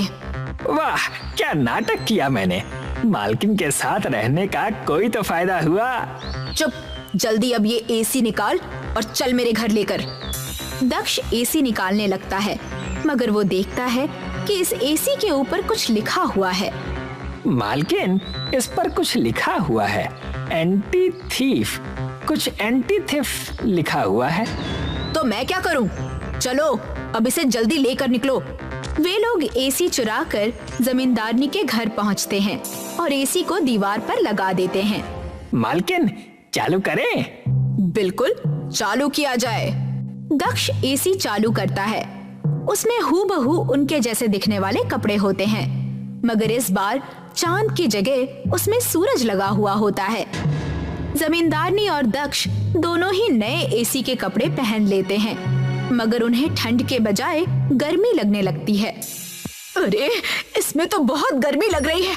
रुको, मैं ये कपड़े उतार कर आती हूँ। मालकिन, ये कपड़े नहीं निकल रहे, ये अटक गए हैं हम पर। ये एंटी थीफ की वजह से हुआ है। अब हमें इसे वापस तरुण को देना होगा।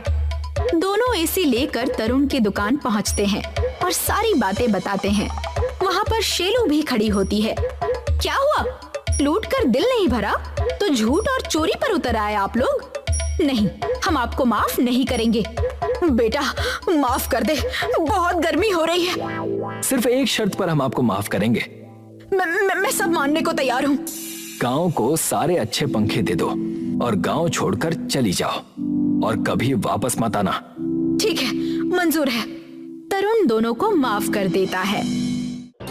ये कहानी सतना गांव की है, जहां बद्री नारायण ने एक समय बिजली के पेड़ की स्थापना की थी। उस वक्त वृक्ष देवता आकर सतना गांव में बिजली का पेड़ और बिजली का वरदान देकर चले गए थे। उस गांव में वरुण और उसके कई सारे साथी भी रहा करते थे। गांव से बिजली की समस्या तो दूर हो गई थी, लेकिन गुड्डू और उसकी पत्नी आर्थिक समस्या से गुजर रहे थे। सतना गांव में गर्मी का कहर बहुत बढ़ चुका था। गांव के नदी, तालाब सब कुछ सूख चुके थे। इतनी गर्मी है गांव में कि कुछ समझ ही नहीं आ रहा। पंखा भी गर्म हवा दे रहा है। अब क्या करें जी?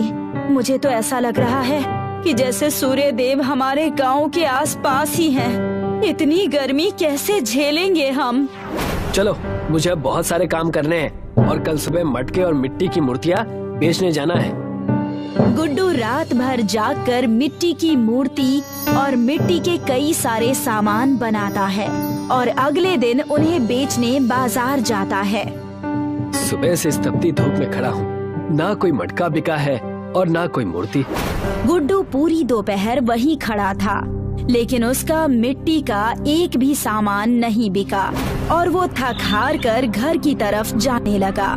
तभी वहाँ पर उसे बद्री नारायण पंडित जी मिले। गुड्डू, कहाँ से आ रहे हो? और ये क्या, बड़े थके थके लग रहे हो, क्या बात है? क्या बताऊं पंडित जी, मेरी दशा बहुत खराब हो गई है। ना कोई मटका बिका है और ना ही कोई मिट्टी के खिलौने। मैं तुम्हारी दशा बिल्कुल समझ रहा हूँ, लेकिन हमारे पास कोई और चारा भी तो नहीं है। आज आकर तुम हमारे घर से खाना ले जाना। ये एहसान मैं कभी नहीं भूलूंगा। उस रात तो गुड्डू बद्री नारायण पंडित जी के यहाँ से खाना लाकर अपनी पत्नी के साथ मिलकर खा लेता है। आज तो हमने पंडित जी के यहाँ से खाना खा लिया, लेकिन हम कल क्या करेंगे? आप कल की चिंता मत कीजिए। मैं कल भी अपने मिट्टी के सामान लेकर बाजार जाऊंगा। तुम अपना ख्याल रखना।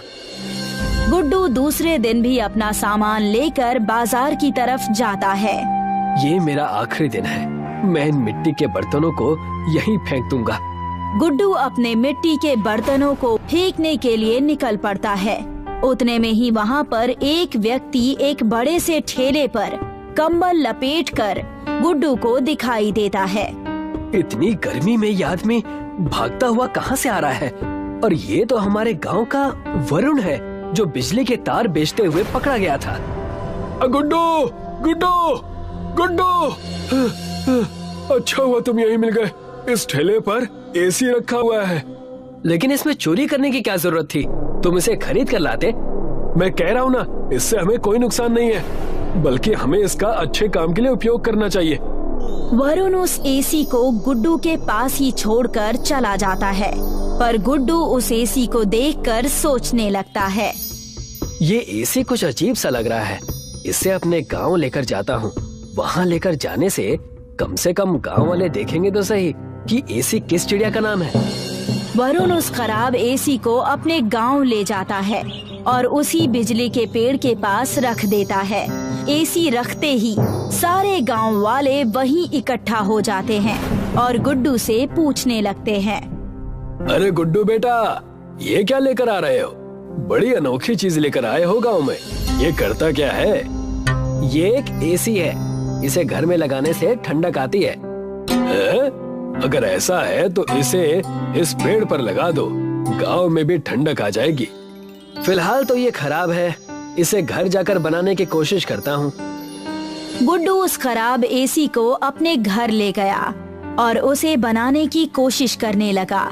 देर रात हो चुकी थी। अचानक वो एसी रोशनी से चमक उठा और उसमें से तेज रोशनी आ गई। उस चमकती हुई एसी को लेकर वो उसी बिजली के पेड़ के पास जाता है। अरे देखो, ये एसी चमक रही है। इसे कुछ हो गया है। आ जाओ, आ जाओ, सब कोई आ जाओ। सारे गांव वाले उसी बिजली के पेड़ के पास जमा हुए और देखा कि वहाँ गुड्डू उस चमकते हुए एसी को लेकर खड़ा है। गुड्डू उन्हें सारी बातें बताता है। तब बद्री नारायण पंडित जी ये बात सुनकर कहते हैं, ये कोई चिंता की बात नहीं है। ये जरूर प्रकृति देवता हमसे कुछ कहना चाहते हैं। फिर वही अंधविश्वास की बातें। वरुण के इतना कहते ही बिजली का पेड़ चमकने लगता है और वृक्ष देवता प्रकट होकर कहते हैं, इस चमत्कारी एसी से पूरे गांव में पानी की समस्या दूर हो जाएगी। इस मिट्टी के एसी को इस बिजली के पेड़ में जोड़ दो। ये काम एक अच्छा कारीगर ही कर सकता है। हमारे गांव में मिट्टी का सबसे अच्छा कारीगर सिर्फ गुड्डू ही है। इस पेड़ की मिट्टी से जाकर तुम एसी बना दो, जिससे इस गांव की सारी समस्या चली जाएगी। इतना कहकर वृक्ष देवता वहाँ से अदृश्य हो गए। गुड्डू जाकर अपनी मिट्टी के हुनर से हूबहू वैसा ही एसी बना देता है और खराब मशीन को अपने मिट्टी के एसी में लगा देता है और खुद की एक बड़ी सी मिट्टी की एसी बनाकर तैयार कर देता है। मिट्टी की एसी तैयार है। भगवान के कहने मुताबिक बिजली के पेड़ में लगा दिया है। क्या पता कुछ अनोखा हो जाए। गुड्डू मिट्टी का एसी उस बिजली के पेड़ में लगा देता है। अब देखना, मेरे प्रभु की कृपा देखना। इस मिट्टी के एसी से हमारे गांव में सारी समस्या ठीक हो जाएगी। मिट्टी के एसी के पेड़ में लगते ही गांव में ठंडी लहर दौड़ पड़ती है, मानो गांव में बर्फ की बारिश हो रही हो। पूरे गांव में सूरज की गर्मी का कोई भी असर नहीं होता। मुझे तो ठंड लग रही है। मेरे दांत कटकटा रहे हैं। मिट्टी की एसी इतनी ठंडी हवा देती है कि गांव के सूखे हुए तालाब में बर्फ जम जाता है। गांव के जो भी कुएं सूख चुके थे उनमें भी बर्फ जमने लगती है। ये देखो, हमारे गांव का कुआं भी भर गया। अगर ऐसा रहा तो हमें बाहर से पानी लाने की जरूरत नहीं पड़ेगी। ये हुई ना बात। प्रभु की कृपा अपरंपार है, बस किसी की इसको नजर न लगे। गांव वाले सुखी सुखी रहने लगे थे। मिट्टी की एसी की वजह से सब कुछ अच्छा हो गया था, लेकिन ये बात जंगल में रहने वाले डाकुओं को हजम नहीं हुई। उन्होंने षड्यंत्र रची। कुछ तो करना पड़ेगा। सिर्फ सतना गांव में ही बर्फबारी हो रही है, सब खुश हैं और हम हैं कि यहाँ गर्मी में मरे जा रहे हैं। सही कहा तुमने। और तो और मैंने ये भी सुना है कि जादुई मिट्टी की एसी उन्होंने गांव में लगाई हुई है। क्यों ना उसे चलकर चुराया जाए, सब ठीक हो जाएगा। क्यों? दोनों डाकू मौका मिलते ही गांव में चले आते हैं और मिट्टी के एसी को चुराने की कोशिश करने लगते हैं। मिट्टी के एसी के जादू की वजह से वो दोनों बर्फ के बन जाते हैं। ठंड ठंड ठंड, आज से मैं डकैती छोड़ दूंगा। और मैं आपके साथ रहना छोड़ दूंगा। हमें आजाद करो। सारे गांव वाले उनकी चीखें सुनकर वहां इकट्ठा हो जाते हैं और उन्हें बर्फ का बना देखकर हंसने लगते हैं। अच्छा मजा आया। और इसी तरह मिट्टी की एसी की मदद से सब लोग अपना जीवन खुशी खुशी बिताने लगते हैं। अजय अपने माता पिता का इकलौता बेटा था। तीनों मिलकर खेत में काम किया करते थे। कुछ दिनों पहले ही अजय के माता पिता का देहांत हुआ था। अजय अब इस दुनिया में अकेला पड़ गया था। माँ बाबा के जाने के बाद मुझे ऐसा लगता है जैसे मेरी जिंदगी में अब कुछ बचा ही नहीं है। मैं समझ सकता हूँ अजय, कितना अकेला पड़ गया हूँ मैं। घर संभालूं कि खेत, समझ नहीं आता। अच्छा, वैसे तुम्हारी गैस खराब हो गई थी ना, तुमने ठीक करवा लिया? नहीं यार, अभी इतने पैसे नहीं कि गैस ठीक कराऊं। सोच रहा हूँ कि एक चूल्हा बना लूं मैं अपने लिए। अजय अपने लिए एक चूल्हा बनाता है। बस खाना बन जाए इस चूल्हे में कुछ दिनों के लिए, फिर बाद में नया गैस ले लूंगा। अजय चूल्हे में खाना बनाने की कोशिश करते हुए कभी अपना हाथ जला लेता और कभी धुएं की वजह से खांसता रहता। अजय जला भुना खाना खाते हुए दिखता है। एक रात को अजय खेत से बहुत लेट आता है और घर में कोई खाना नहीं बना है। भूख से अजय के पेट में आवाज हो रही थी। अजय रोते हुए अपनी माँ को याद करता है। माँ, तू होती तो मुझे कभी भूखे पेट सोना नहीं पड़ता। कितनी फूटी किस्मत है मेरी। अजय रोते रोते खिचड़ी बनाता है और फिर खाकर कुकर चूल्हे में ही रखकर सो जाता है। दूसरी सुबह। कल रात की खिचड़ी तो बहुत अच्छी बनाई थी मैंने। काश थोड़ा सा बचा लेता तो आज भी खा सकता था।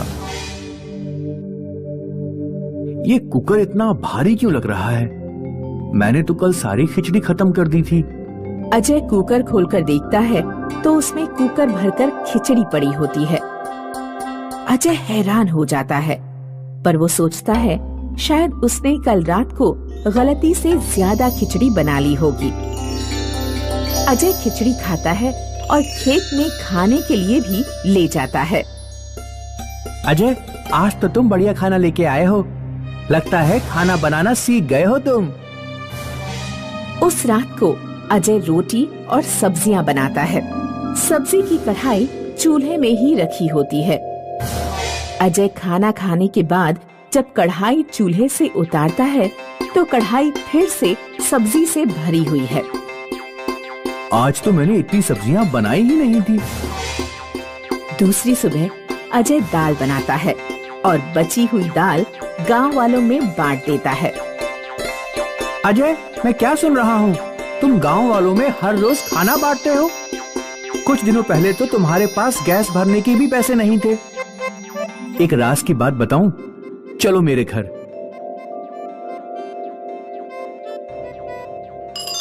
देखो, ये मेरा जादुई चूल्हा है।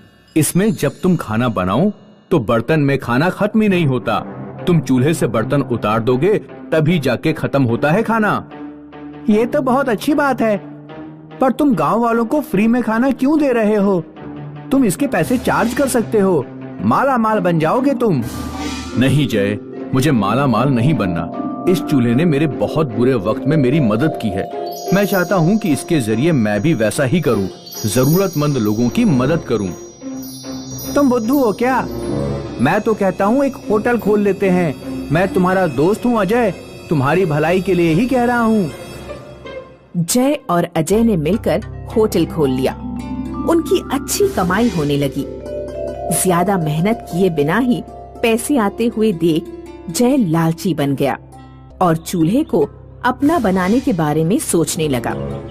अजय, तुमने कभी ये सोचा है कि अगर हम एक चूल्हे से इतना कमा रहे हैं तो दो चूल्हे से और कितना कमा सकते हैं? पर जय, इसकी क्या गारंटी है कि दूसरा चूल्हा भी जादुई चूल्हा बनने वाला है? तुम बना के देखो, क्या पता फिर से तुम्हारा जादू चल जाए। अजय और एक चूल्हा बनाता है, पर जैसे ही उस चूल्हे की लकड़ियों में आग लगती है वो चूल्हा आग से फट जाता है। ये क्या हो गया? ऐसा क्या डाला तुमने इस चूल्हे में? मैंने तो बिल्कुल वैसे ही बनाया था जैसे मैंने पहले वाला चूल्हा बनाया। कल फिर से बनाना। अजय ने दूसरा चूल्हा बनाया और दूसरा वाला भी फट गया। जय को गुस्सा आ गया और उसने अजय पर चिल्ला दिया। एक चूल्हा तुमसे ठीक से नहीं बनाया जाता। हाँ तो क्या हो गया? एक चूल्हा तो तुम्हारे पास है ही ना। ज्यादा पैसों के लालच में पागल हो गए हो तुम। लालची तुम हो गए हो अजय। तुम नहीं चाहते कि मुझे दूसरा चूल्हा मिले, इसलिए तुम गलत किस्म का चूल्हा बना रहे हो। अजय वहाँ से उठकर बाहर चला गया। अजय ना तो लालची था, ना तो अपने पैसे जय से छुपाना चाहता था। उसने सोचा वो फिर से एक चूल्हा बनाएगा, पर ये आखिरी चूल्हा होगा। अगर ये भी आग से फट गया तो पहला चूल्हा जय को देकर खुद खेती को लौट जाएगा। अजय ने ठीक पहले के चूल्हे जैसा दूसरा चूल्हा बनाया और होटल में रखकर सो गया। ये अजय मेरे सारे सपनों पे पानी फेर देगा। इसके भरोसे रहा तो मैं कभी भी शहर जाके पैसे नहीं कमा पाऊंगा। जय ने देखा होटल के किचन में चूल्हा रखा हुआ है। उसने चूल्हा उठाया और अपने घर चला गया। दूसरी सुबह। अजय बेटा उठो, उठो अजय बेटा उठो। हाँ, क्या हुआ? जय गांव छोड़कर भाग गया है। क्या? जय का पूरा घर खाली है। वो अपना बोरिया बिस्तर बंद करके शहर की तरफ जाते हुए दिखा था, लोगों ने बताया।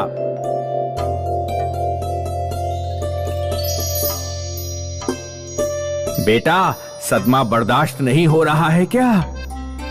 नहीं काका, मैं तो जय की किस्मत पे हंस रहा हूं। वो क्यों? उस बेचारे ने सोचा होगा कि जादुई चूल्हा चुरा के शहर में बहुत सारे पैसे कमाएगा, पर जादुई चूल्हा तो मैं कल रात अपने घर ले गया था, उसको देखकर दूसरा चूल्हा बनाने के लिए। वो बेचारा नया चूल्हा लेकर चला गया। अब पता नहीं उसमें कोई जादू होगा भी या नहीं होगा। उधर जय शहर में एक दुकान खोलता है, बड़े बड़े बैनर बनाता है होटल के लिए और खुशी खुशी पूरे विश्वास से सब्जी बनाने की तैयारी में चूल्हे की लकड़ियों को आग लगाने की कोशिश करता है। पहले के सारे चूल्हों की तरह ये चूल्हा भी आग लगते ही फट जाता है। जय चूल्हे को और अपनी फूटी किस्मत को देखकर सर पकड़कर रोने लगता है।